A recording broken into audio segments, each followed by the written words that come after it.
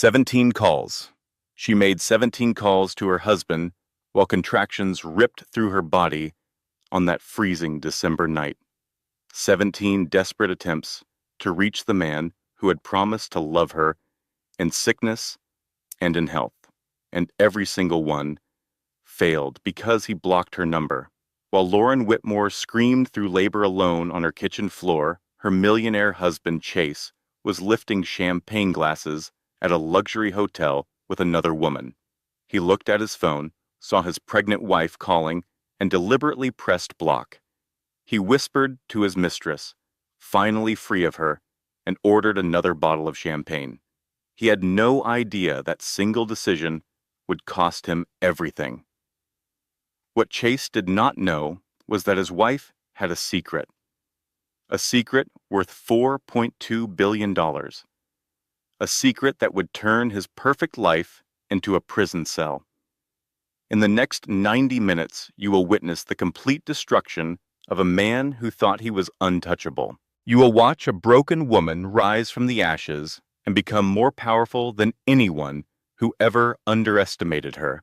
You will see justice served in ways you never expected. But most importantly, you will discover why the night he blocked her call was not her ending. It was his. Value statement and lesson. Before we begin, I want you to understand something important. This is not just entertainment. This is a mirror. The lesson woven through every moment of this story is simple but powerful. When someone shows you who they really are, believe them the first time. And when life forces you to your knees, remember, that is the perfect position to rise. You deserve love that shows up. You deserve respect that does not require begging. And you deserve a future you can walk toward without fear. If any part of this story speaks to something you have experienced, you are not alone. Millions of people have stood exactly where Lauren stood, and millions have found their way to the other side. Snow hammered against the apartment windows that December night, the kind of bitter New York cold that made every breath feel like swallowing glass. Lauren Whitmore clutched her swollen belly as another contraction ripped through her body, so violent it brought her to her knees on the cold kitchen tile. Her iPhone trembled in her shaking hand. The screen glowed with a number she had called 17 times in the past hour.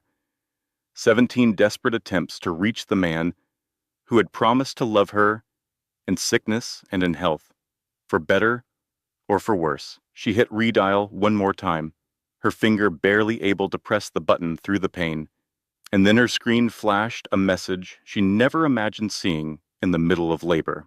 Call failed. The person you are trying to reach has blocked you. For a moment, the world went completely silent. No wind howling outside, no sirens from the street below, just the echo of her own disbelief crashing through her mind like a tidal wave. Chase did not pick up. He did not text back. He blocked her. On the night she was bringing their son into the world, her husband had deliberately cut her off. Lauren slid onto the floor, her back against the kitchen cabinets, her white knuckles gripping the counter edge. Her breath came in ragged gasps, half from the contractions tearing through her body, half from the gut-punch realization that she was alone. Truly, terrifyingly, completely alone. Across the city, in the glowing warmth of the Park Hyatt ballroom, Chase Alden was lifting a crystal glass of champagne. The chandeliers imported from Italy shimmered above him as he laughed at something whispered into his ear by a woman who was not his wife, a woman named Ava Sinclair, whose red lips brushed against his neck as she murmured words Lauren would never hear. He never saw his wife's desperate calls. He never cared to look. Back in the apartment, Lauren forced herself up, teeth clenched so hard she thought they might crack. Tears streamed down her cheeks as she grabbed her hospital bag with trembling hands. Okay, you can do this, she whispered to herself. She pressed a hand to her belly as another contraction stabbed through her like a knife, but as she reached the door, her strength faltered. Her vision blurred, her legs gave out. She collapsed against the wall. phone dimming beside her on the floor, and in that breathless, shaking moment, she whispered something Chase would never hear. "This is the last time I will ever call you." Outside, a taxi's headlights swept across the fresh snow. Inside, Lauren felt her world fracture quietly, cleanly, and forever. Something had ended, but something far more powerful was about to begin. The world had not always been cold for Lauren Whitmore. There was a time when even the grayest New York morning felt warm because Chase Alden stood beside her. Back then, he was not a millionaire in tailored suits, striding down Fifth Avenue, with investors hanging on his every word. He was just a hungry dreamer with a cracked laptop, a rented desk, in a co-working space, and a smile that made Lauren believe the future could be theirs. They met 6 years earlier at a tiny coffee shop in Brooklyn. Both of them reached for the same last blueberry muffin on the counter at the exact same moment. Their fingers touched over the wrapped pastry, and Chase laughed first. It was an unguarded, boyish laugh that did not match the calculated charm he would later perfect. He offered her the muffin. She insisted they split it, and somehow, that small compromise became the foundation of everything that followed. What Chase did not know, what Lauren had carefully hidden from the very beginning, was that she was not simply a junior data analyst struggling to pay her Brooklyn rent. Lauren Whitmore was actually Lauren Ashford, the estranged daughter of Victor Ashford, founder of Ashford Capital, a private equity firm worth $4.2 billion. She had run away from that world at 21 years old, changed her name, and built a life where people loved her for who she was, not what her family could give them.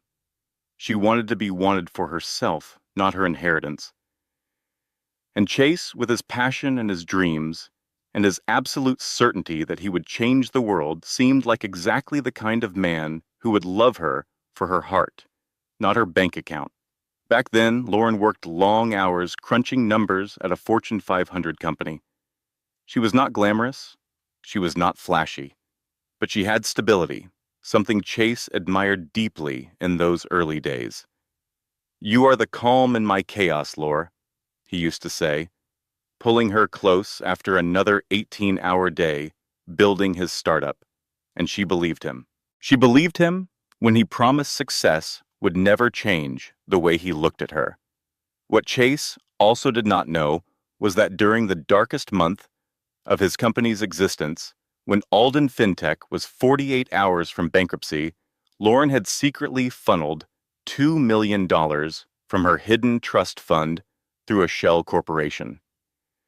She made it look like angel investors.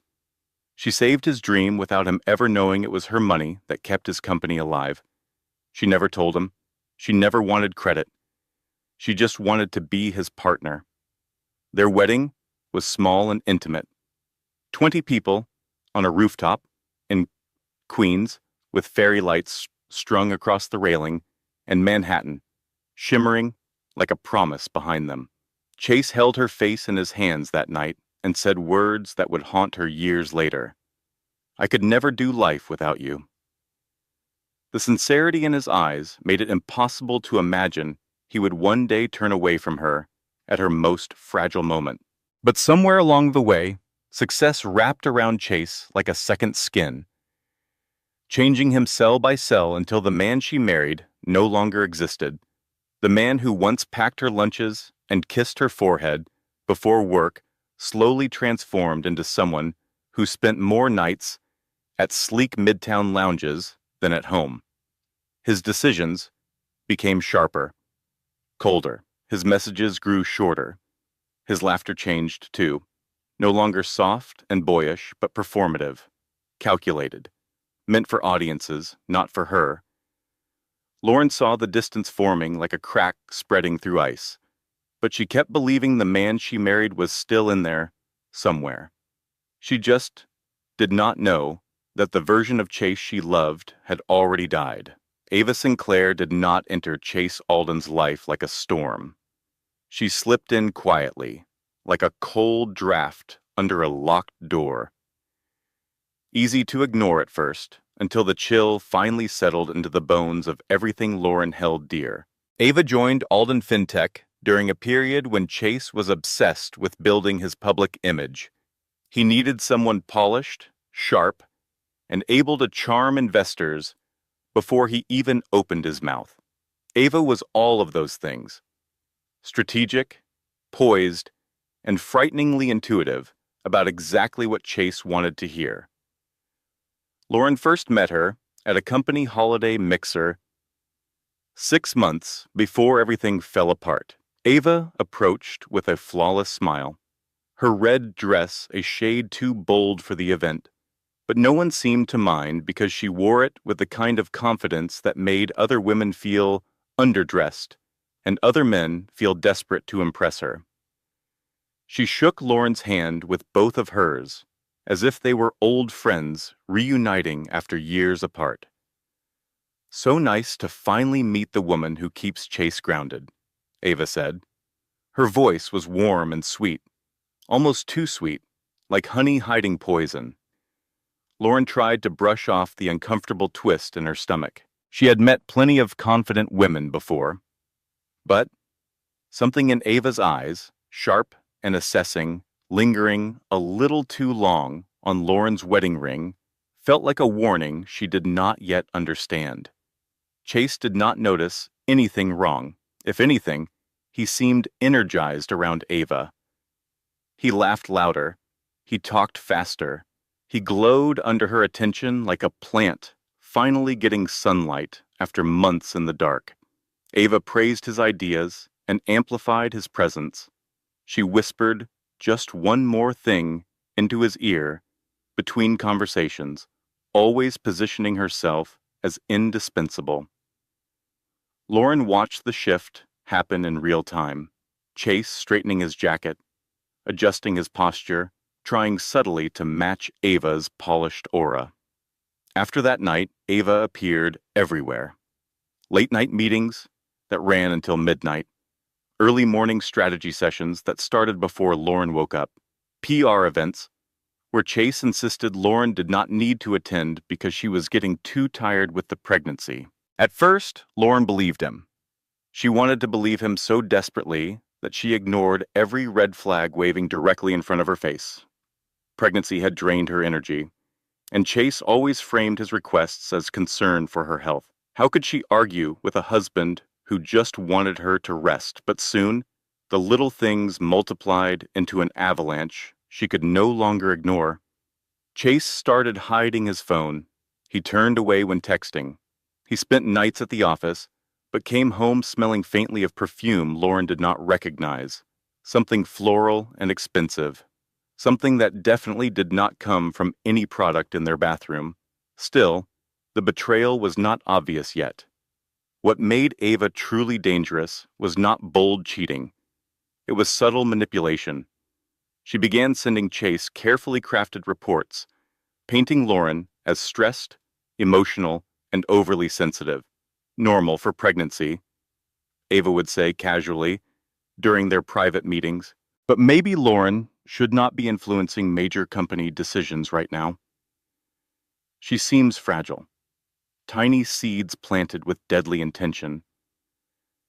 And Chase, already drifting from the man he once was, let those seeds grow into a forest of doubt about the woman he had sworn to protect.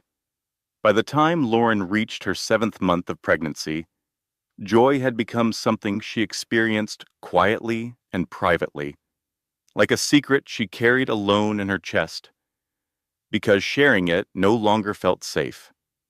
Chase was always in a meeting, always on a deadline, always too busy polishing the life he wanted to present to the world to notice the life falling apart right in front of him. Meanwhile, Lauren navigated swollen ankles, dizzy spells, and late-night cravings alone in Bertsesom, their dimly lit penthouse overlooking the Manhattan skyline. The view that once took her breath away now just reminded her of how small and isolated she had become. One Saturday morning, she stood in the baby aisle of a store in Queens, holding a tiny gray onesie between her fingers. It had soft little bare ears on the hood. Simple, inexpensive, nothing extravagant. But the moment she touched it, her throat tightened with emotion she could not control. She imagined Chase beside her, his hand on her back, his excitement matching hers, the way it did in those early years when they dreamed about the family they would build together. Instead, her phone buzzed with a text from him. Busy today. Do not wait up. 4 words. No heart emoji. No question asking how she was feeling. The distance between them was no longer just emotional. It was physical, measurable, undeniable. Still, Lauren bought the onesie. She placed it gently in the cart, next to a pack of diapers and a small plush fox she could not resist.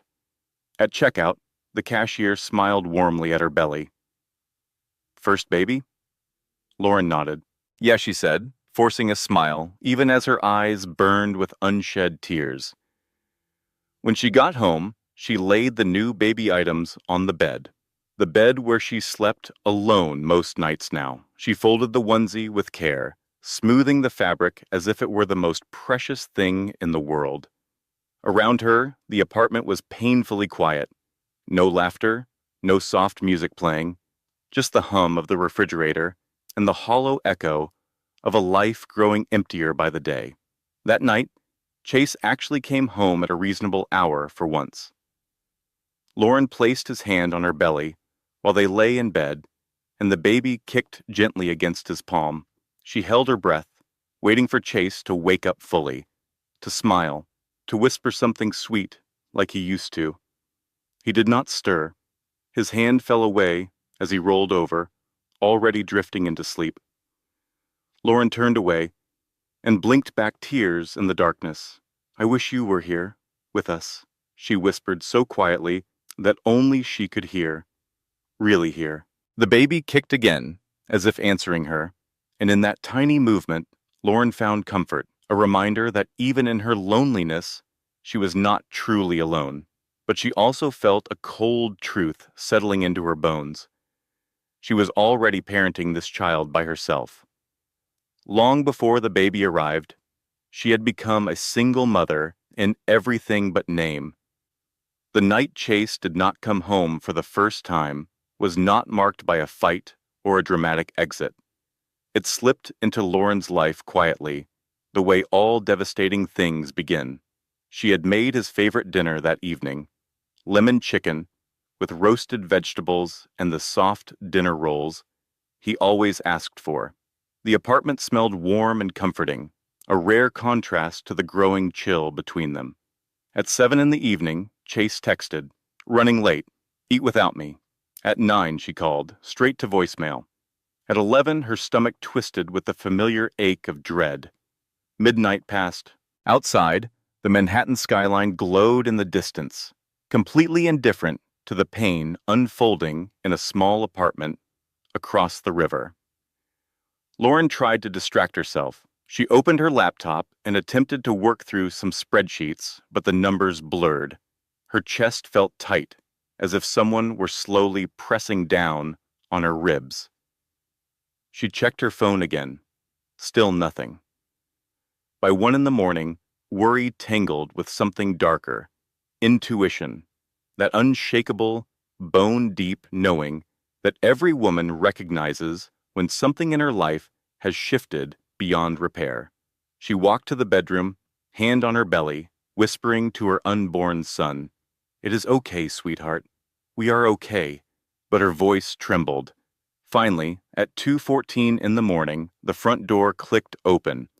Chase stepped inside, and the soft glow from the hallway revealed the truth before he could speak. His shirt was wrinkled, his tie was missing, and faintly, so faintly, Lauren almost questioned her own senses. She recognized a perfume she did not own. Something floral and expensive, undeniably feminine. She swallowed hard. "Where were you?" Chase did not flinch. He did not apologize. His voice was flat and dismissive. "Work dinner. It went late. Until 2 in the morning. It happens. Do not start, Lauren. You are being too emotional lately. Too emotional. The word sliced through her like a blade. 3 syllables that reduced everything she was feeling to hormones and hysteria. He brushed past her and went straight to the shower.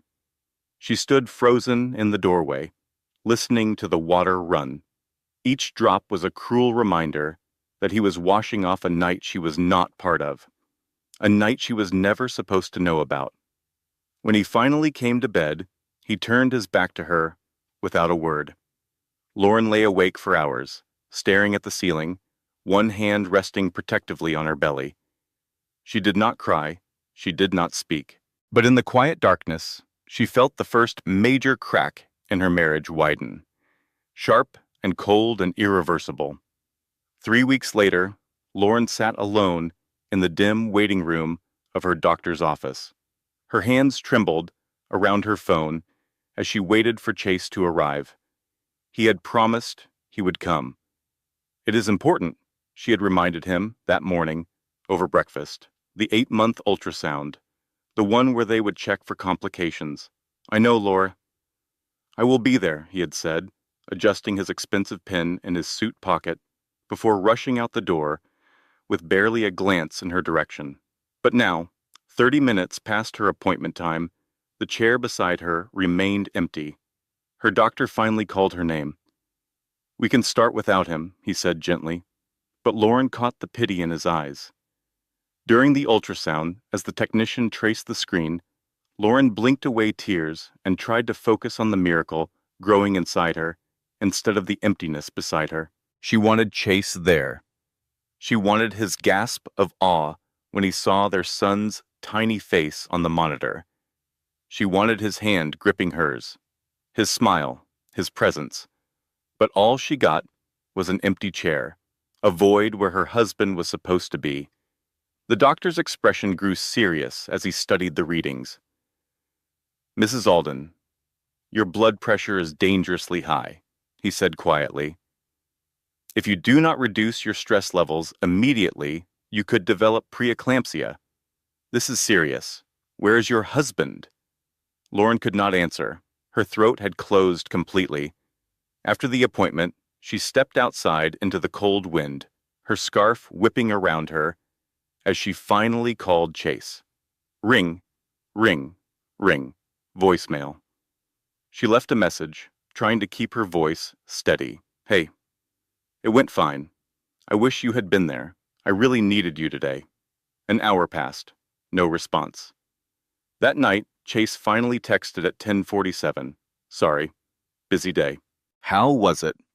Lauren stared at the screen, feeling a wave of exhaustion wash over her. She typed out a long message explaining everything. How scared she felt, how the doctor mentioned signs of potential early labor, how alone she was starting to feel in this marriage, but then she deleted every word. She simply replied, "It was okay." Chase did not call. He did not ask for pictures of the ultrasound. He did not come home early. Instead, at 11:30, he sent another message. Ava needs me to review a pitch deck. Do not wait up. Lauren froze. Her heart thudded painfully in her chest. Ava needs me. Not the company needs me. Not the team needs me. Ava. She read those 3 words over and over until they burned into her brain. She sank onto the couch, one hand pressed over her belly as the baby kicked softly, a reminder that she was not alone, even if she felt like the loneliest woman in the world. She dialed Chase one more time, hoping, begging for him to answer. He did not. The call rang until it died into silence, taking another piece of her heart with it. Lauren made a decision the next morning. She was done crying. She was done hoping. She was done being the fool who ignored every sign pointing toward disaster. She hired a private investigator. Diane Mitchell, her best friend since college, and a fiercely loyal immigration lawyer, recommended someone from her network, a former NYPD detective who now specialized in marital investigations. Within 48 hours, Lauren had everything she needed. Photographs of Chase and Ava at a boutique hotel in Midtown, holding hands in the lobby, kissing in an elevator, entering the same room at 9 in the evening, and not leaving until the next morning. Lauren studied each image with a strange calmness. The evidence confirmed what her gut had been screaming for months. But somehow, seeing it in black and white photographs did not break her. It freed her. Now she knew the truth. Now she could act. She waited for Chase to come home that Friday evening. She sat perfectly still in the living room, lights dimmed, the manila envelope of photographs resting on the coffee table in front of her. When Chase walked through the door, he seemed surprised to find her awake. "Lauren, you should be resting," the doctor said to reduce stress. The irony was not lost on her. "Sit down," she said calmly. "We need to talk." Something in her voice made him obey without argument. He lowered himself onto the couch across from her, loosening his tie. "What is this about?" Lauren slid the envelope across the table. "I know about Ava." Chase's face went through 4 expressions in rapid succession: confusion, recognition, panic, and finally, the mask of righteous indignation. "What are you talking about?" Lauren opened the envelope and spread the photographs across the table, one by one. The hotel lobby, the elevator kiss, the room key in his hand with Ava's fingers intertwined with his. "This," she said. "I am talking about this." The color drained from Chase's face. For a long moment, he said nothing. Then, remarkably, tears began streaming down his cheeks. "Lauren, I am so sorry. It was a mistake, a terrible mistake. She manipulated me. I was stressed about the company, and she was there, and I never meant for it to go this far." He fell to his knees in front of her, reaching for her hands. "Please, please forgive me. I will do anything. I will fire her tomorrow, publicly, in front of the entire company. I will prove to you that you are the only woman I want. You are carrying my son. I choose you. I choose our family." Lauren looked down at this man sobbing at her feet, the man she had loved, the man she had secretly saved from bankruptcy, the man who had blocked out the world for another woman while his pregnant wife waited alone. Part of her wanted to believe him, the part that remembered the boy in the Brooklyn coffee shop, the part that had built dreams around his smile. "Prove it," she finally said. "Fire her tomorrow. Make a public statement. Show me you mean it." Chase nodded frantically, wiping his tears. "I will. I swear to you, Lauren. I will fix this." The next morning, Chase called an all-hands meeting at Alden FinTech. Lauren watched remotely through a video link Diane had helped her set up. Standing at the front of the conference room, Chase announced that Ava Sinclair was being terminated immediately for violations of company policy. Security escorted her out, while the entire staff watched in stunned silence. Ava's face remained perfectly composed as she walked out, her heels clicking against the floor with measured precision. She did not look surprised. She did not look defeated. If anything, she looked like a woman who had expected this and already planned her next move. But Lauren did not notice that. She was too focused on the relief flooding through her body. He did it. He actually did it. For one brief, beautiful moment, she believed her husband had chosen her. That night, Chase came home with flowers, expensive roses in her favorite shade of pink. He cooked dinner for the first time in months. He held her close and whispered apologies into her hair. "I love you, Laura. Only you. I am so sorry I lost sight of that." Lauren fell asleep that night, feeling something she had not felt in a long time: hope. But hope, as she would soon discover, was the cruelest weapon of all. 3 days later, Lauren could not sleep. The baby was restless, and her mind kept replaying every moment of the past week. Something did not sit right. The firing had been too smooth. Ava's reaction had been too calm. At 2 in the morning, she slipped out of bed and walked to the living room where Chase's tablet sat charging on the counter. He had left his password saved. He had grown careless in his confidence. She opened it with shaking hands. At first, everything looked normal. Work emails, calendar invites, news articles. Then she noticed an app she did not recognize, something with a generic icon that could easily be overlooked. She opened it. Her blood turned to ice. Messages. Hundreds of messages between Chase and Ava, continuing through yesterday, through today, through an hour ago. The most recent thread destroyed everything Lauren had rebuilt in her heart. Ava had written, "That was quite a performance today. Academy Award worthy," Chase replied. "I had to make it convincing." She was getting suspicious. "Give it 2 weeks, and this will all blow over. Then we can figure out how to handle Lauren after the baby comes," Ava responded. "She is such a doormat." "How did you ever marry someone so boring?" Chase wrote back. "She was useful. Her savings helped fund the company. Now she is just an obstacle." Lauren dropped the tablet like it had burned her hands. An obstacle. That was all she was to him, all she had ever been. The firing was theater. The apology was a script.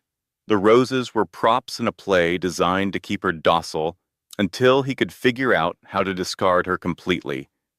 She sank to the floor, hand pressed against her racing heart, and let the tears fall silently. But this time, she was not crying from sadness. She was crying from rage. Lauren spent the next week planning her escape in secret. She started packing a small bag with essentials, important documents, her passport, cash she had been slowly withdrawing from their joint account, baby clothes, the little gray onesie with bare ears that represented every hope she still carried for her child. Diane Mitchell helped her find a sublet in Queens. Off the books, paid in cash, untraceable. The plan was simple. Wait until Chase left for his next business trip. Slip away. File for divorce from a safe location. Start over. But Chase found the suitcase. Lauren had hidden it in the back of her closet, behind winter coats she never wore. But on Thursday afternoon, 4 days before his scheduled trip, Chase came home early. She heard him opening the closet doors. She heard the wheels of the suitcase rolling across the hardwood floor. She heard the silence that followed as he processed what he had found. When she walked into the bedroom, he was sitting on the edge of the bed. The suitcase opened before him, the baby clothes spilling out like evidence of a crime. "Where do you think you are going?" he asked. His voice was different now. The charm was gone. The performer had left the stage. "I am leaving, Chase. I know everything." He stood slowly. The man who emerged was someone Lauren barely recognized. "You are not going anywhere," he said. His voice was cold, controlled, terrifying. "Excuse me? You think I will let you take my son? My heir?" "I will destroy you in court, Lauren. I have the best lawyers money can buy. You have nothing." Lauren stood her ground, but her heart was pounding so hard she could feel it in her throat. "I have evidence. I have photographs. I have text messages." Chase laughed. Actually laughed. "And who would believe you?"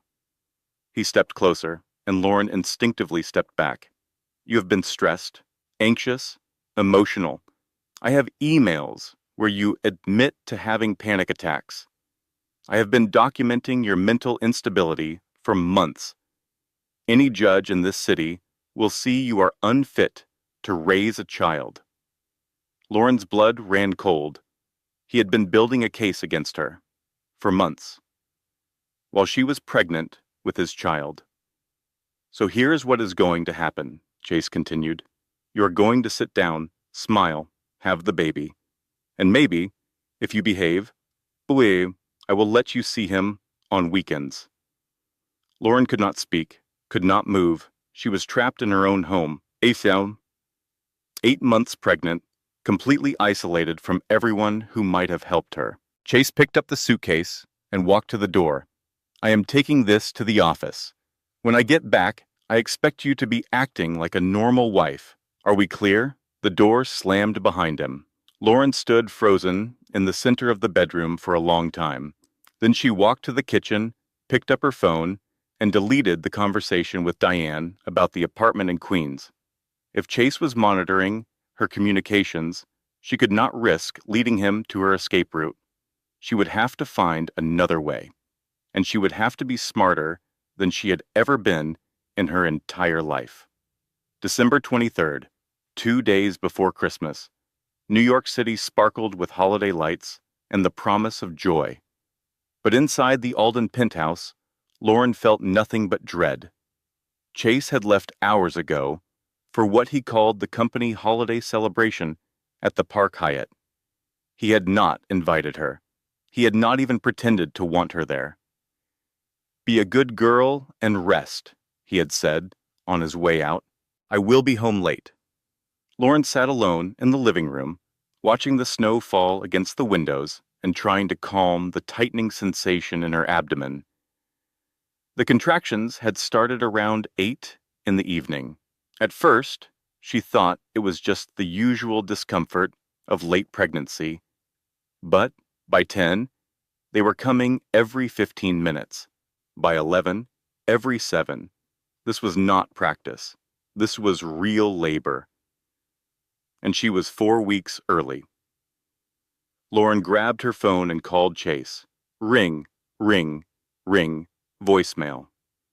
She called again, and again, and again. 17 calls. Each one went unanswered.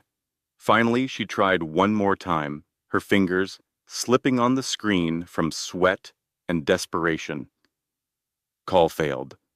"The person you are trying to reach has blocked you."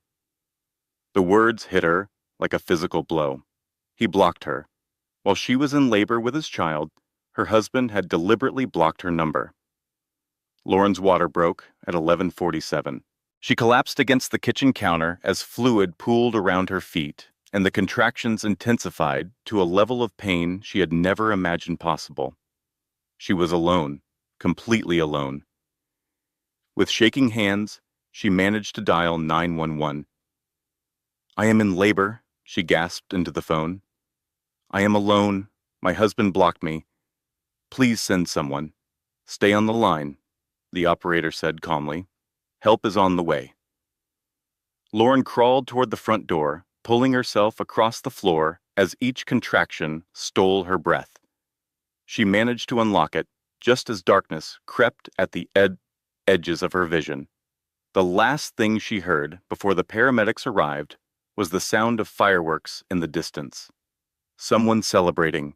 Somewhere in the city, people were happy. Lauren closed her eyes and whispered to her baby, "We are going to be okay, sweetheart. Mommy has got you."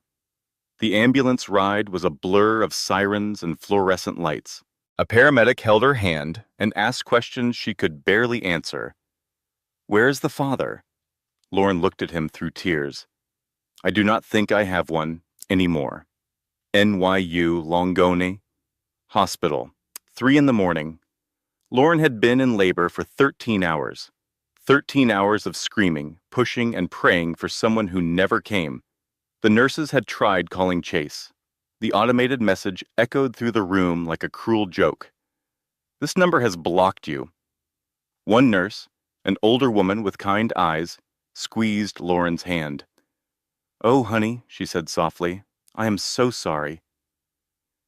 Lauren turned her face away. She did not want pity. She just wanted this to be over. And then a doctor walked in who would change everything.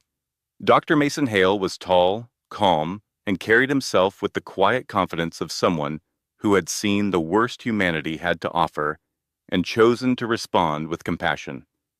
"Lauren, I am Dr. Hale," he said, scanning her chart.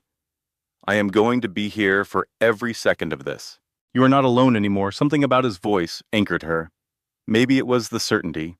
Maybe it was the way he looked at her without judgment, only concern.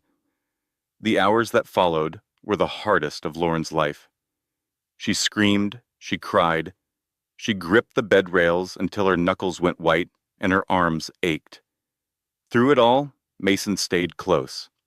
"You are strong," he said quietly during a brief moment between contractions. "Your baby is strong. You are going to get through this." At 2:14 in the morning, a piercing infant cry filled the room. Mason lifted her son gently, wrapped him in a warm hospital blanket, and placed him in her trembling arms. A tiny face, a soft whimper, a life she had brought into the world completely alone. Lauren kissed his forehead, tears streaming down her cheeks. "Hi, my sweet boy," she whispered. "Hi, James. It is just you and me now, and I promise you that is going to be enough." Mason watched from a respectful distance, giving her space for this sacred moment. "He is perfect," he said softly. "And for what it is worth, Mrs. Alden, he got all the good genes from you." Despite everything, Lauren laughed. A real laugh. The first one in months. "Please," she said. "Call me Lauren."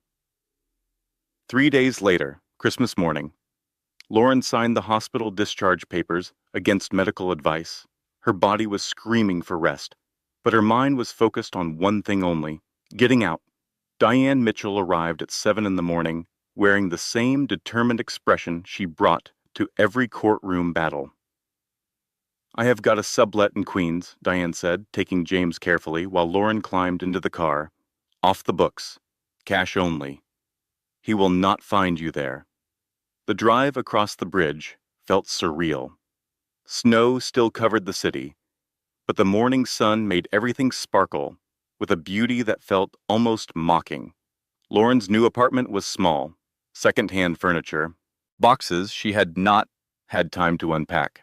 But when she walked through the door and locked it behind her, she felt something she had not experienced in years: safety.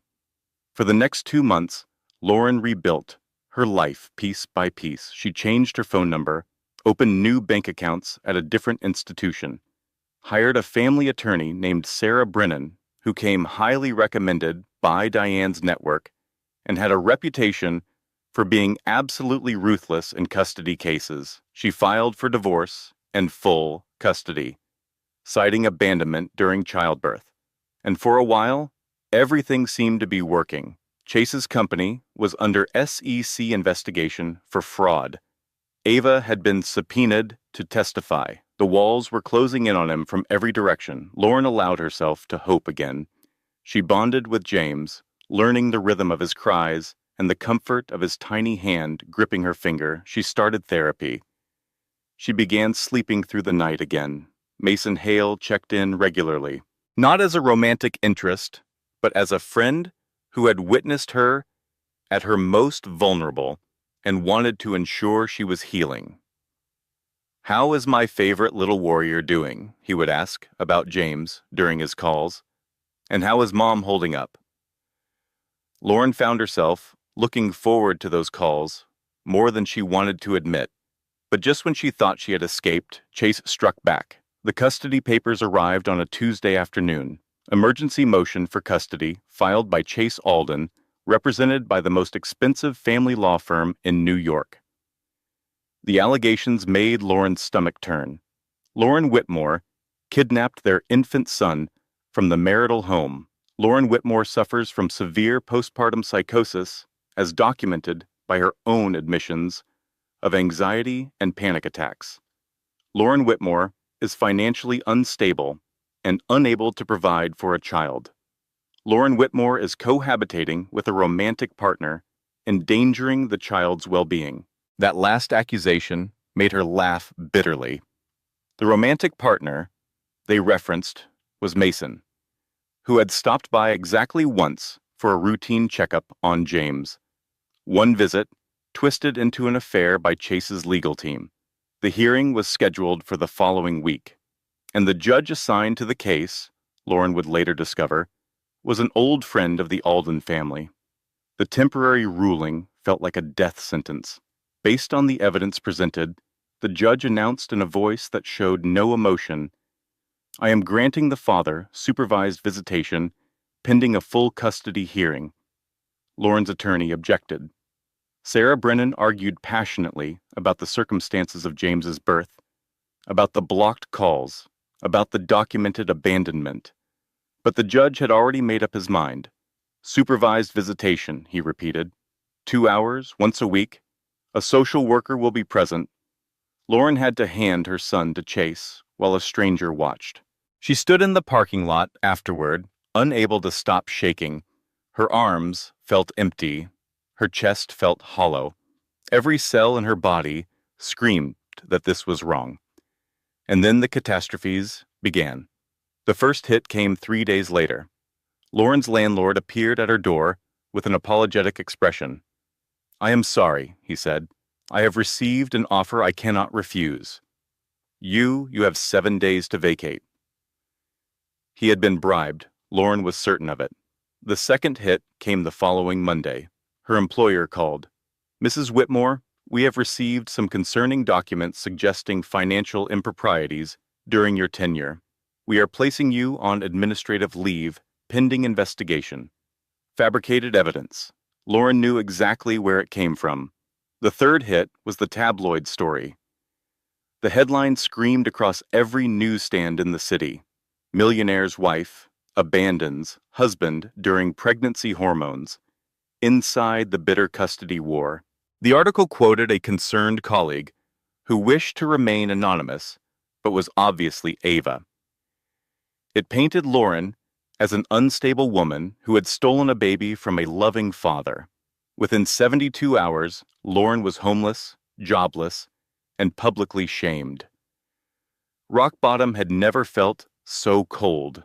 Lauren sat in Diane's apartment, baby James asleep against her chest, scrolling through the comments on the tabloid article.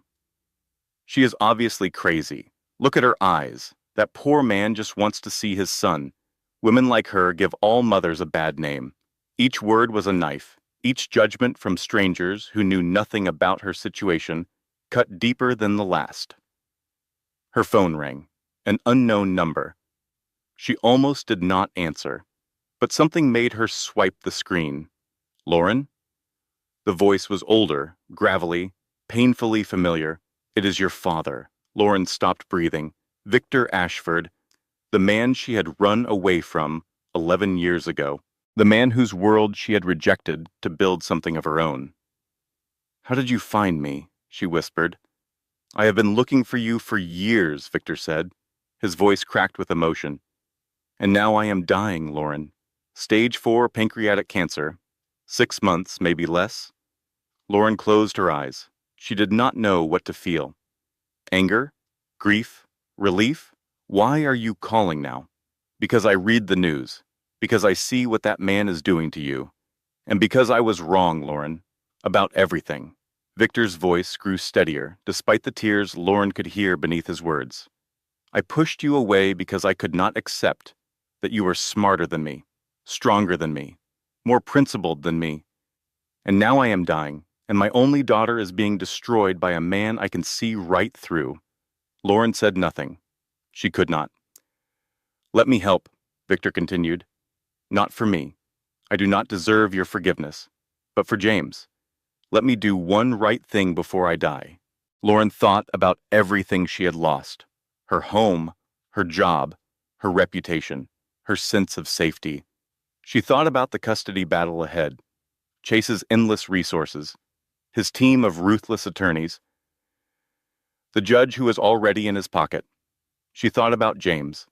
Her perfect, innocent son who deserved so much better than this war. And for the first time in 11 years, she made a different choice. "Okay," she said quietly. "Tell me what you have in mind." Victor Ashford might have been dying, but his resources were very much alive. Within a week, Lauren had access to an elite legal team. 5 attorneys, led by a former federal prosecutor, who had never lost a custody case. She had a private investigation firm staffed by ex-FBI agents. She had a media crisis management team ready to counter every lie Chase's people could spread. And she had forensic accountants. That last addition proved to be the most important. The forensic team dove into Chase's finances with surgical precision. They traced every transaction, every transfer, every suspicious movement of money over the past 6 years. What they found made Lauren's blood run cold. Remember that $2 million you invested through the Shell Corporation? The lead accountant asked during their meeting. The money that saved his company from bankruptcy? Lauren nodded slowly. He found it. He traced it back to you somehow, and then he transferred it to an offshore account in the Cayman Islands, in his name only. Chase had stolen her money, the money she had secretly given him out of love. He took it and hid it away, probably planning to use it for his new life with Ava. But the revelations did not stop there. The private investigators uncovered something even more devastating.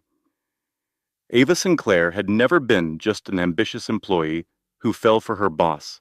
She had been planted at Alden FinTech by a man named Marcus Webb, a silent investor with a personal vendetta against Chase. Ava's job was simple: seduce Chase, gather compromising information, destabilize the company from within. She had been recording everything for 18 months. Every conversation, every confession, every cruel word Chase ever said about his wife. But here was the twist that changed everything. Marcus Webb was not just a random enemy with a grudge. He was Chase's biological father. Decades ago, Marcus had an affair with Chase's mother. When she became pregnant, she fled and married another man, raising Chase with no knowledge of his true parentage. Marcus had spent 30 years watching his abandoned son from a distance. And when Chase became successful, something dark awakened in him. A desire not to reconnect, but to destroy. To prove that the son who never knew him was worthless. He hired Ava. He orchestrated the leak that damaged the company. He was the puppet master behind every catastrophe that had befallen both Chase and Lauren. But Ava had the recordings, and Ava was tired of being a puppet. The meeting took place in a nondescript office building in Midtown. Lauren sat across from Ava Sinclair for the first time since that holiday party, where her instincts had screamed a warning she had been too naive to understand. Ava looked different now. The polished confidence was gone. Her eyes were hollow. Her hands trembled as she clutched a coffee cup like a lifeline. "Why should I trust anything you say?" Lauren asked. Her voice was calm, but her heart was pounding. "Because I am tired," Ava said quietly. "I have been Marcus Webb's prisoner for 4 years. He has evidence that my father embezzled millions from his former company. If I did not cooperate, he threatened to destroy my entire family." "And that excuses what you did to me?" Ava shook her head. "Nothing excuses it. I know that, but I have something that might help you anyway." She slid a hard drive across the table. 847 pages of text messages, 42 hours of recordings, financial documents proving Chase embezzled your investment, and his own words about what he planned to do to you and James. Lauren picked up the drive, feeling its weight in her palm. "Why give this to me now? What do you want in exchange?" "Immunity," Ava said simply. "I testify against Chase and Marcus. I give you everything, and your father's legal team makes the criminal charges against me go away." Lauren studied the woman who had helped destroy her marriage, the woman who had whispered poison into her husband's ear and smiled while Lauren suffered alone. But she also saw something else, a woman who had been trapped by circumstances beyond her control, a woman who had made terrible choices and was now trying to survive the consequences. "I will think about it," Lauren said finally. She stood and walked toward the door, then she paused. "The recordings of Chase," she said without turning around. "Do any of them include the night I gave birth?" Ava's voice was barely audible. "Yes, he was at the hotel with me when you called. I have the moment he blocked your number on video. And I have what he said afterward. Lauren's jaw tightened. What did he say? Finally free of her. Those were his exact words. Finally free. And then he ordered another bottle of champagne. Lauren closed her eyes for a moment, then she opened them and walked out without another word. The legal team worked for 2 weeks straight. They prepared a countersuit so comprehensive it would make legal textbooks. Fraud, embezzlement, emotional abuse, intentional infliction of distress. Every crime Chase had committed was documented, cross-referenced, and ready for presentation. Victor Ashford, despite his deteriorating health, insisted on being involved in every strategy session. He reviewed evidence from his hospital bed.